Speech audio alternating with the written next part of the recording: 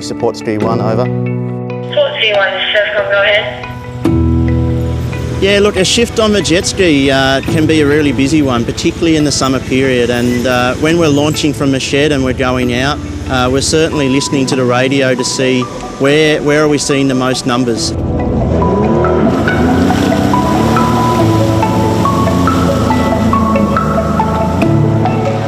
It's been a hot and busy summer for those on patrol up and down the coast.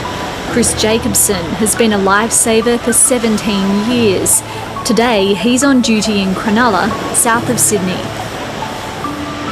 We know that there's been lockdowns and some people haven't been able to be to the pool or be down to their local beach, and we've forgotten some of those risks that are associated with that dynamic water environment.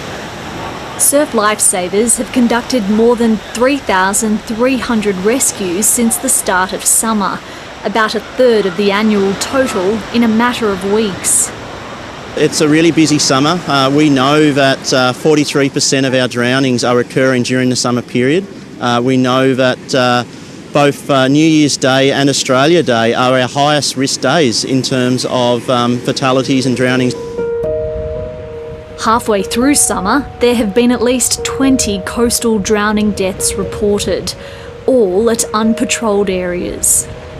On the south coast of New South Wales, near Narooma, an off-duty police officer died while saving his teenage son from a rip on New Year's Day. Our unpatrolled beaches for Narooma are both to the north and the south of Narooma. So to the south, where a recent drowning occurred, is probably 2 kilometres down past Glasshouse Rocks. We've just got this rip running out through here. Volunteers Cheryl McCarthy and Brendan O'Mahony say a small number of clubs around Narooma do their best to respond to incidents outside the flags, but they're stretched. It's looking like the teams have spent a lot of time out on the water here, Brendan, the last week. We're responsible for over 230 kilometres of coastline. Those 184 beaches in our area, we have 15 of them that are patrolled during the summer. So in a 2-week period, starting with Christmas, we had over 60 rescues in our branch, and we also had 16 critical incidents in there as well. We would typically have about 50 in an entire year down here, so 16 in a bit under 2 weeks is a lot. When trained lifesavers aren't nearby, situations can become more deadly. Bystander rescues, where anyone from parents to local surfers try and save someone, can be fraught with danger. Our first thing would be to always try and swim at a patrolled area. If you intend to go to an unpatrolled area, the best thing to do is to really look for the dangers before you enter the water. As a bystander, if you did have to rescue somebody, just be aware of your own limitations.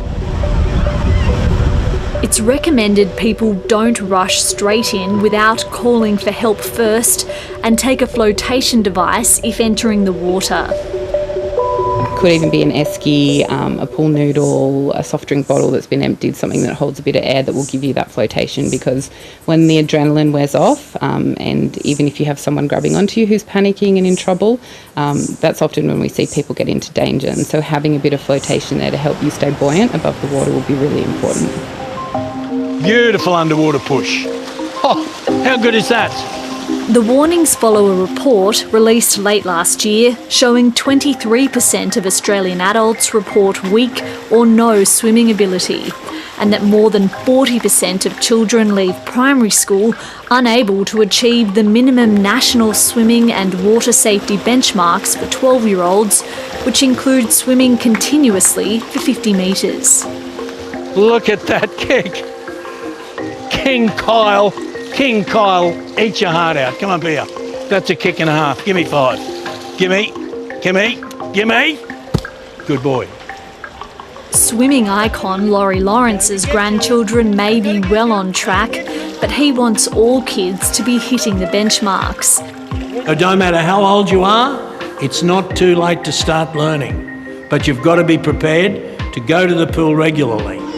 The Royal Lifesaving Report found a cohort of kids are at risk of disengaging with swimming lessons after years of disruptions. we're way behind the 8 ball. And seriously, the national standards are not that tough. Kids will learn through exploration. Give them the opportunity. Don't give me the excuses that COVID's been here, kids are frightened, all that. Start now, and by the end of the school holidays, your kids will be mobile in the water. Back in Cronulla, Chris Jacobson is anticipating busy days ahead and is urging people to try and be as safe as possible. Lifesavers, they've been absolutely smashed over the summer period. They're undertaking a number of rescues, they're putting in long hours, but they do it because they love it. We're still only in the middle of summer, and we know that there are some big days to come.